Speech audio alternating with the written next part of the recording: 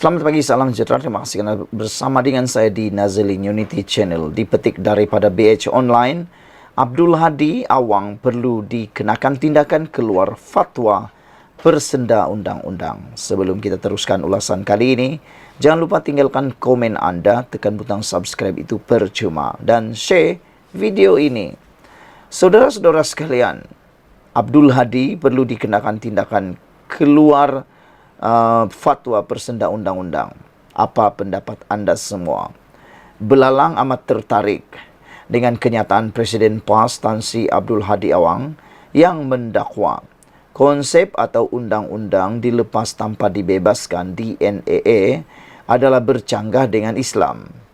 Abdul Hadi mengatakan undang-undang DNAA tidak wujud dalam Islam, bahkan dijatuhkan sebagai hukum haram jika diputuskan. Namun, belalang terkejut apabila konsep DNAA sebenarnya terkandung dalam Seksyen 103 Enakmen Tata Cara Jenayah Syariah Terengganu tahun 2001. Undang-undang digubal pada tahun 2001 ketika Abdul Hadi menjadi Menteri Besar Terengganu. Bahkan enakmen itu hampir sama dengan Seksyen 254 Kanun Keseksaan digunakan pendakwa sivil. Berdasarkan Seksyen 103 enakmen itu, ia menyatakan pendakwa boleh berhenti daripada mendakwa selanjutnya pada mana-mana peringkat apa-apa perbicaraan. Sebelum penghakiman diberikan, pendakwa boleh jika difikirkan patut memberitahu mahkamah bahawa dia tidak bercadang untuk mendakwa tertuduh selanjutnya atas pertuduhan itu, dan sesudah itu semua prosiding atau pertuduhan atas pertuduhan itu terhadap tertuduh bolehlah digantung dengan kebenaran mahkamah, dan jika digantung sedemikian tertuduh hendaklah dilepaskan daripada pertuduhan itu. Pelepasan sedemikian tidak terjumlah kepada sesuatu pembebasan, melainkan jika mahkamah mengarahkan sedemikian. Nah, di sini amat jelas apa yang didakwa Abdul Hadi Awang, DNAA bercanggah dengan Islam, amat bertentangan dengan Seksyen 103 Enakmen Tata Cara Jenayah Syariah Terengganu. Belalang fikir, adakah layak seseorang digelar Tuan Guru mengeluarkan fatwa yang boleh mengelirukan ini? Apatah lagi enakmen itu digubal ketika beliau menjadi Menteri Besar. Fatwa Abdul Hadi ini turut mengelirukan parlimen. Belalang lihat Abdul Hadi tidak serik menggunakan agama untuk kepentingan politik. Beliau terus membuat kenyataan mengelirukan agama dan umat Islam. Sepatutnya Abdul Hadi kena berhenti membuat kenyataan seperti ini. Dalam hal ini Abdul Hadi dan sesiapa saja perlu akur dan patuh. Tita Sultan Selangor Sultan Sharafuddin Idris Shah mengingatkan semua pihak, terutama pemimpin politik, supaya segera menghentikan perbuatan mengeluarkan fatwa secara tidak bertanggungjawab demi memelihara perpaduan rakyat.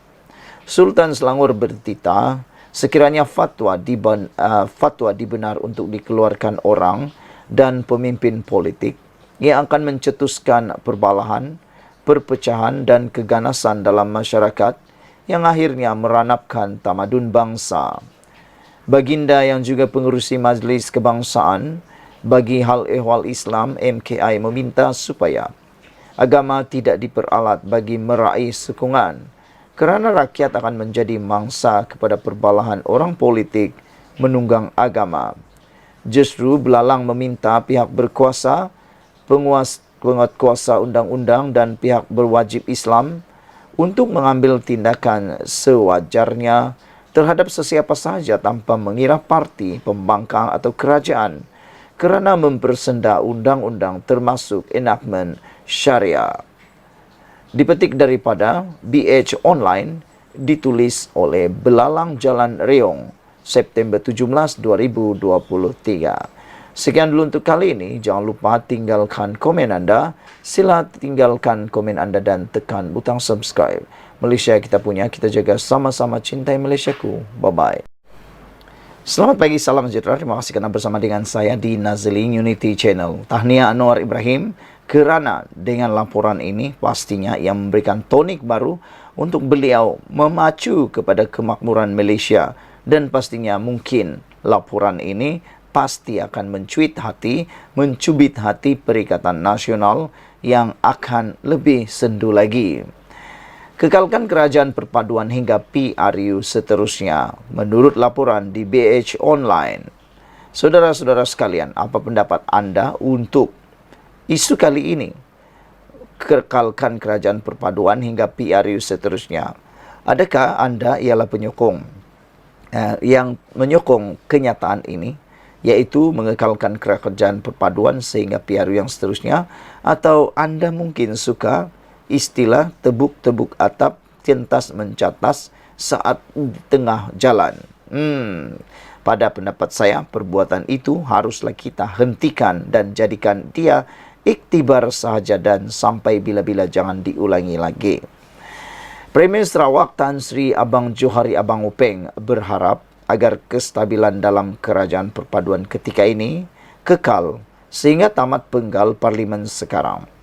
Beliau berkata kerajaan perpaduan tertubuh hasil kebijaksanaan yang di Pertuan Agong Al-Sultan Abdullah Riayatuddin Al-Mustafa Bilal Shah yang menyaksikan kemelut politik negara sedikit masa dahulu.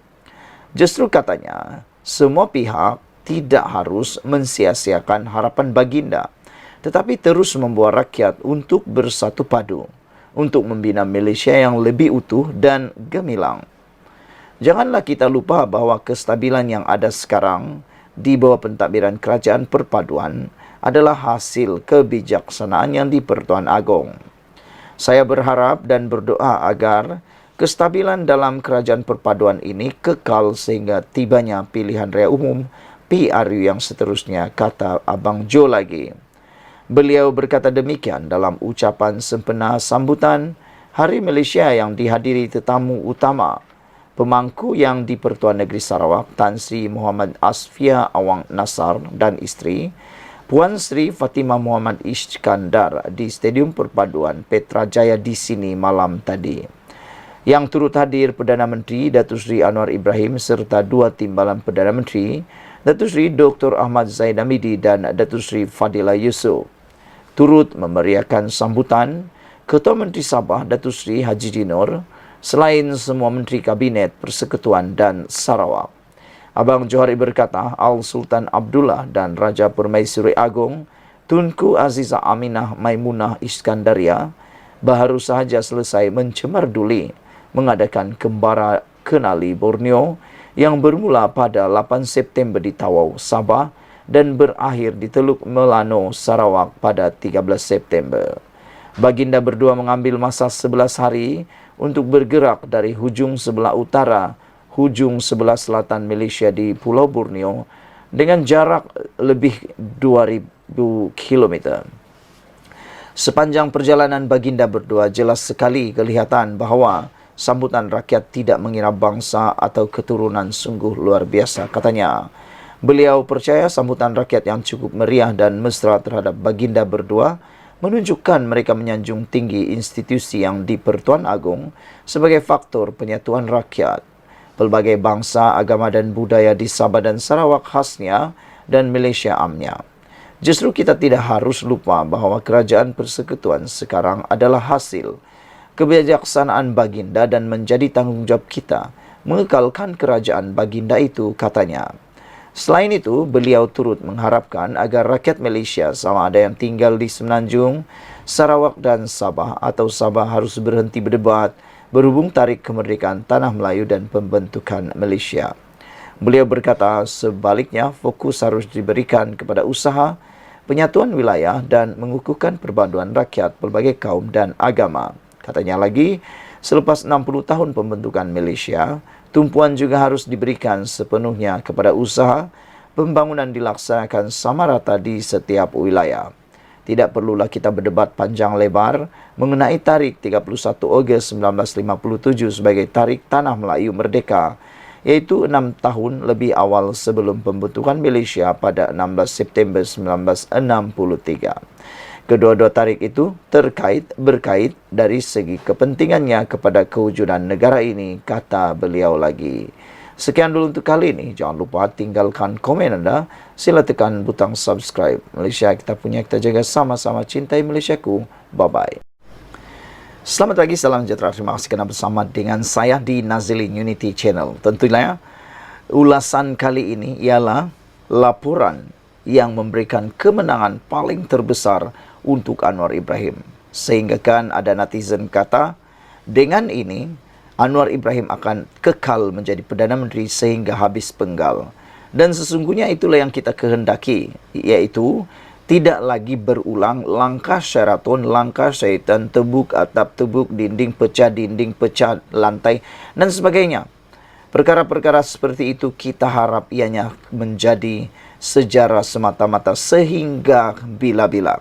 Tidak berulang lagi perbuatan langkah Sheraton yang mana telah memudaratkan, telah menyebabkan negara kita hancur beberapa tahun. Tiada apa-apa yang dilakukan kerana sibuk memperbaiki atap dan dinding yang telah dirosakkan oleh ahli politik yang rakus. Kali ini kita gembira kerana GPS telah pun menyatakan pendirian mereka bahawa mereka akan sokong kerajaan perpaduan sampai PRU seterusnya. Kata Abang Joe, dengan janji dan dengan jaminan ini, maka dengan itu boleh kita kata bahawa sehingga ke akhir penggal tidak akan ada lagi edisi tumbang-menumbang, cantas-mencantas, buka atap, tebuk atap, buka dinding, rosak dinding. Apapun yang dikatakan oleh pihak pembangkang khususnya, kalaupun mereka meramal kononnya Anwar Ibrahim akan tumbang pada bulan Ogos lah, bulan November lah, bulan Disember lah, bulan 13, bulan 14, 15, 16, entahlah bulan berapa lagi, semuanya itu hanya mimpi semata-mata, igauan semata-mata, kerana untuk mau mereka menumbangkan kerajaan ini, mereka paling diperlukan ialah sokongan daripada kerajaan GPS, Gabungan Parti Sarawak. Namun, kerana GPS telah memberikan jaminan ini, maka boleh kita kata sampai bila-bila pun mereka hanya bermimpi untuk dapat tumbangkan Anwar Ibrahim lagi. Gabungan Parti Sarawak GPS akan terus memberi sokongan kepada kerajaan perpaduan, pimpinan Perdana Menteri Datuk Seri Anwar Ibrahim hingga pilihan raya umum seterusnya. Pengerusi GPS yang juga Premier Sarawak Tan Sri Abang Johari Tunopeng berkata, sokongan itu penting agar wujud kestabilan yang membolehkan kerajaan persekutuan mentadbir dengan lebih fokus. Kami memberi Anwar sokongan penuh dan memiliki kerajaan persekutuan yang stabil sehingga pilihan raya seterusnya, kata beliau semasa berucap di Majlis Sambutan Hari Malaysia 2023 peringkat kebangsaan di Stadium Perpaduan di Kuching malam tadi. Selain Anwar, pemangku yang di-Pertua Negeri Sarawak Tan Sri Muhammad Asfia Awang Nasar turut hadir sebagai tetamu kehormat di acara itu. Abang Johari berkata, walaupun Sarawak dan Sabah menuntut beberapa perkara khususnya di bawah Perjanjian Malaysia 1963, ia tidak bererti kedua negeri itu termasuk Semenanjung Malaysia tidak boleh bekerjasama demi Malaysia. Penubuhan kerajaan perpaduan adalah bukti perbezaan tidak menjadi penghalang ke arah perpaduan, katanya. Beliau berkata kerajaan GPS di Sarawak turut berterima kasih kepada kerajaan persekutuan yang telah menunjukkan kesediaan mengembalikan hak-hak Sarawak dan juga Sabah seperti diperuntukkan dalam Perlembagaan Persekutuan dan MA 63. Katanya, perkara itu adalah kehendak keseluruhan rakyat Sarawak supaya hak keistimewaan Sarawak dalam Perlembagaan dan MA 63 terus dihormati dan dilaksanakan seperti dipersetujui oleh pemimpin kemerdekaan pada tahun 1963. Sarawak mungkin dituduh bersikap kedaerahan dengan tuntutan-tuntutan tersebut, tetapi rakyat Sarawak hanya mahu hak dan Sarawak dan tidak berniat untuk merampas hak orang lain, katanya lagi. Sementara itu, Abang Johari berkata, tarikh 16 September dan 31 Ogos sama-sama penting kerana kedua-dua tarikh itu saling berkait dari segi kepentingannya kepada kewujudan negara ini. Secara peribadi, saya kira tidak perlulah kita berdebat panjang lebar mengenai tarikh-tarikh ini, tetapi memberi fokus kepada usaha penyatuan wilayah-wilayah dan penyatuan bangsa di samping memastikan pembangunan dilaksanakan sama rata di setiap wilayah. Selain itu, apa yang penting ialah perayaan Hari Malaysia sepatutnya menyedarkan seluruh rakyat Malaysia bahawa bumi Malaysia itu wujud dari Kangar hingga ke Kuching dan terus ke Kinabalu di bahagian timur, katanya lagi. Sekian dulu untuk kali ini. Jangan lupa tinggalkan komen anda. Malaysia kita punya, kita juga sama-sama cintai Malaysiaku. Bye-bye. Selamat pagi, salam sejahtera. Terima kasih kerana bersama dengan saya di Naziling Unity Channel. Himpunan yang dianjurkan oleh Perikatan Nasional Kelmarin bolehlah diiktiraf sebagai himpunan gagal, maha gagal, segala gagal. Manakala tidak, himpunan tersebut bukan saja tidak dihadiri oleh pemimpin utama Perikatan Nasional seperti Muhyiddin Yassin, Hadi Awang, Hamzah Zainuddin, Taqiyuddin Hasan, dan lain-lainnya. Bahkan, orang yang ditunggu-tunggu, orang yang dicari-cari, yaitu Ketua Pemuda Perikatan Nasional Ahmad Fadli Sari dan Ketua Pemuda Bersatu Wan Ahmad Faisal Wan Ahmad Kamal, yang juga sebelum ini berunding dengan polis bagi penganjuran perhimpunan, turut dilaporkan tidak kelihatan dalam kelibat mereka dalam perhimpunan tersebut. Apa sudah jadi? Adakah mereka sebenarnya sudah kalah dari awal lagi? Atau ada kerisauan yang mungkin mereka takut? Namun demikian, yang lebih mengejutkan kita ialah apabila himpunan Selamatkan Malaysia itu ditakrifkan oleh pihak polis sebagai perhimpunan yang tidak mematuhi Akta Perhimpunan Perhimpunan Aman 2012. Perhimpunan di ibu kota tersebut adalah gagal patuhi Akta Perhimpunan Aman 2012.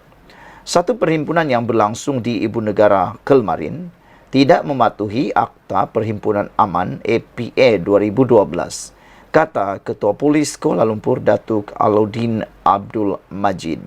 Adakah inilah yang ditakuti oleh pemimpin-pemimpin Perikatan Nasional yang mana mereka sudah tahu bahawa perhimpunan tersebut adalah perhimpunan yang tidak mematuhi Akta Perhimpunan Aman APA 2012 dan mereka mungkin risau untuk ditahan polis atau ditangkap polis lalu didakwa. Beliau berkata perhimpunan yang dihadiri kira-kira 850 peserta itu gagal mematuhi butiran diperlukan oleh jadual 4 dalam Seksyen 10 Akta berkenaan. Mengikut Seksyen 9, penganjur perlu kemukakan permohonan dan jadual 4 dalam Seksyen 10 pula ada format yang penganjur kena patuhi yang telah diperuntukkan undang-undang. Mereka kena ikut format itu, kata beliau. Antaranya, kena nyatakan dengan jelas siapa penganjur, kena dapatkan kebenaran pemilik premis dan tanah di kawasan perhimpunan diadakan. Seterusnya, sertakan sekali kebenaran itu dalam permohonan yang dibuat. Katanya pada sidang media di Ibu Pejabat Polis Daerah Dangwangi di sini hari ini. Alauddin berkata, kesemua maklumat tersebut penting kepada polis dalam memudah cara sesuatu perhimpunan. Namun kekeliruan ditimbulkan penganjur terutamanya berkenan lokasi perhimpunan menyukarkan polis menjalankan tugas mereka. Sehubungan itu beliau berkata polis akan melihat kembali tindakan susulan sewajarnya atas kegagalan perhimpunan yang bermula pada 1.15 tengah hari dan berakhir pada 3.30 petang di Kompleks Sogo di dalam mematuhi APA 2012. Kami akan melihat kepada semua aspek yang kami percaya menyebabkan perhimpunan hari ini tidak mematuhi kepada akta, katanya lagi. Dalam pada itu, Alauddin mengesahkan menerima satu laporan polis yang dibuat penganjur berdasarkan tuntutan yang dibuat dalam perhimpunan tersebut dan pihaknya akan mengkaji terlebih dahulu laporan itu untuk tujuan pengelasan kandungan. Kami akan panggil sesiapa sahaja yang boleh membantu siasatan, termasuk 16 individu yang berucap sepanjang perhimpunan tadi, kata beliau lagi. Beliau juga menafikan dakwaan mesej tular yang mengatakan terdapat beberapa ahli parlimen dikepung polis sehingga tidak dapat menyertai perhimpunan itu. Semalam, Ketua Polis Negara Tan Sri Razaruddin Hussein mendedahkan polis telah menerima 22 laporan polis daripada individu yang tidak bersetuju dengan perhimpunan anjuran pemuda Perikatan Nasional PN itu. Sekian dulu untuk kali ini. Jangan lupa tinggalkan komen anda. Sila tekan butang subscribe Malaysia kita punya. Kita juga sama-sama cintai Malaysiaku. Bye-bye. Selamat pagi, salam sejahtera. Terima kasih kerana bersama dengan saya di Nazilin Unity Channel. Saudara-saudara sekalian, kemarin satu himpunan yang mana ditakrifkan sebagai tidak berjaya dianjurkan oleh Kepimpinan Perikatan Nasional dan beberapa pemimpin yang lain. Hal ini menimbulkan pelbagai persoalan sejauh mana berjayanya ataupun ianya hanya menjadi kekacauan kepada lalu lintas yang ada di Kuala Lumpur. Saya tak tahu kerana saya bukan di Kuala Lumpur. Tetapi laporan daripada Sabudin.com menulis Himpunan Anti-DNAA Zahid Hamidi gagal, penganjur kena banyak belajar lagi. Meneliti gambar serta video yang bertebaran di media sosial berkenan, Perhimpunan Anjuran Perikatan Nasional untuk membantah DNAA Zahid Hamidi di sekitar Jalan Tunku Abdul Rahman petang tadi. Tiada perkataan lain yang lebih tepat untuk menggambarkan, melainkan inilah kegagalan. Sementara banyak media melaporkan kehadiran hanyalah sekitar 1,000 orang dan polis Kuala Lumpur pula memberi anggaran 850 orang sahaja. Ini sekaligus bermakna gebang penganjur bahawa kehadiran adalah seramai 10,000 orang bertolak dengan sendirinya atau tertolak dengan sendirinya. Gambar dan video yang semuanya tidak kabur itu adalah bukti yang tidak boleh dibohongi kebenarannya.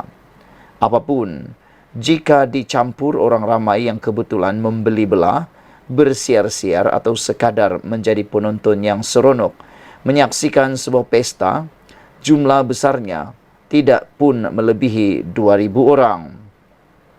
Dengan jumlah sekecil itu, jangankan Zahid Hamidi boleh tergugat atau kerajaan mungkin jatuh kerananya, bulu Roma Anwar Ibrahim juga tak jatuh walau sehelai sekalipun. Tiada kesan apa-apa daripada perhimpunan yang gagal itu. Memandangkan saya hadir hampir semua perhimpunan di Jalan Tunku Abdul Rahman, kata Sabudin, dan Dataran Merdeka ketika PH giat mengasak Najib Razak sebelum PRU 14 lalu, kalau mahu dibuat perbandingan, jauh benar beza antara keduanya. Pemuda PN kena banyak belajar lagi jika bercadang mahu mengadakan perhimpunan lain selepas ini. Apa yang lebih malang lagi tentang perhimpunan petang tadi ialah kerana tiada seorang pun pimpinan utama Perikatan Nasional, baik daripada Bersatu atau PAS, yang turut serta mengambil bahagian. Kenapa mereka tidak hadir? Adakah mereka tidak memberi sokongan? Lain kali kalau pemimpin utama PN pun enggan hadir, tak usahlah gatal-gatal nak buat perhimpunan sebegini. Buat kenduri doa selamat sempena ulang tahun Hari Malaysia, itu lagi baik. Bukankah itu lebih baik? Pemimpin yang hadir dan berucap hanyalah yang bertaraf amatur sahaja. Tambah buruk lagi apabila Ketua Pemuda Perikatan Nasional Ahmad Fadli Saari dan Ketua Pemuda Bersatu Wan Ahmad Faisal Wan Ahmad Kamal yang sebelum ini berunding dengan polis bagi penganjuran perhimpunan turut tidak kelihatan kelibat mereka. Apa sudah jadi? Apakah mereka awal-awal lagi sudah mengaku kalah. Sekian dulu untuk kali ini. Jangan lupa tinggalkan komen Anda. Sila tekan butang subscribe. Malaysia kita punya, kita jaga sama-sama cintai Malaysiaku. Bye-bye. Selamat malam, salam sejahtera. Terima kasih kerana bersama dengan saya di Nazilin Unity Channel. Ini yang kita tunggu-tunggu. Anwar, jangan buang masa lagi. DNAA Zahid Hamidi tak perlulah lagi diberi penjelasan lanjut, kata Sabudin Hussein, dipetik daripada sabudin.com. Kali ini saya benar-benar tidak faham apabila melihat masih tidak henti-henti pelbagai pihak menuntut kerajaan memberi penjelasan berkenaan keputusan mahkamah memberi DNAA kepada Timbalan Perdana Menteri merangkap Presiden UMNO Ahmad Zahid Hamidi. Di dalam parlimen, di luar parlimen dan di mana-mana saja, seseorang yang berjawatan tentu ada peluang untuk bercakap. Itulah yang mereka luahkan. Sehingga ada yang meminta Perdana Menteri Anwar Ibrahim, bekas Peguam Negara dan Peguam Negara baru tampil memberi penjelasan di parlimen. Apa yang sebenarnya mereka masih tak faham dengan DNAA Zahid Hamidi itu? Dan apalagi penjelasan yang mereka mahukan daripada kerajaan? Sebagai makluman, sebaik saja Mahkamah Tinggi melepas tapi tidak membebaskan Zahid Hamidi daripada 47 kes mahkamah yang sedang dihadapinya berkaitan yayasan akal budi, Anwar pada 6 September lalu sudah pun tampil dengan penjelasan awalnya. Katanya, beliau tidak memberi arahan kepada Peguam Negara untuk menghentikan kes berkenaan. Sebaliknya, ia adalah keputusan jabatan berkenaan. Malah, menurut Perdana Menteri, beliau jika boleh mahu menangguhkan permohonan Peguam Negara itu sehingga selepas selesai pilihan raya sekiranya mempunyai kuasa. Mereka nak tohmahlah, tetapi saya bercakap di sini untuk menjelaskan bahawa tidak ada arahan kepada Peguam Negara pada masa itu, iaitu Tan Sri Idrus Harun yang terlibat dalam meneruskan pendakwaan. Tentunya saya sebagai Perdana Menteri tahu kesan dan tuduhan dilemparkan. Saya terpaksa tanya panjang kepada Peguam Negara. Kenapa keputusan begitu? Mengapa sekarang? Kata beliau. Jadi kalau tanya saya, kalau saya ada kuasa, saya nak tangguh. Sebab apa? Saya nak lepaskan dulu semua pilihan raya ini.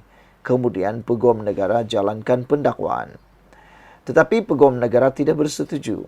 Beliau kata tarikh awal mahkamah ialah 4 hari bulan dan 5 hari bulan. Ialah hari akhir beliau, iaitu Ahmad Zahid Hamidi. Jadi beliau menjalankan tanggungjawab. Dia tidak mahu melepaskan tanggungjawab dan dia uruskan kepada perkara yang lain. Jadi saya tak boleh menghalang, kata Anwar Ibrahim lagi. Saudara-saudara sekalian, apa pendapat anda tentang isu dan juga penjelasan daripada Sabudin ini? Anwar jangan buang masa lagi. DNA Zahid Hamidi tidak perlu lagi diberi penjelasan lanjut.